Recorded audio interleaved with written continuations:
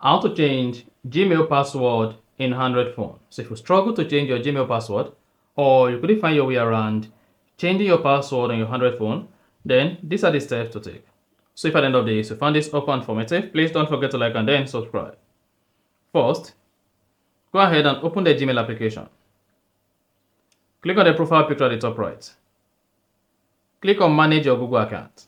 Now scroll down until you get to Security and Sign In. Under Security and Sign In, you want to scroll down and click on Password. Here, you may be prompted to type in your Android password or confirm your fingerprint. So in this case, confirm your means of identification. Once you've confirmed that, then it should say type in your new password and then confirm your new password. Make sure your password is at least 8 characters and you don't use a word from another site or something too obvious like your pet name or your nickname. Once you're done, click on change password and that is going to help you to change your Gmail password on your Android phone. And that's it. If you found this helpful and informative, please don't forget to like and then subscribe.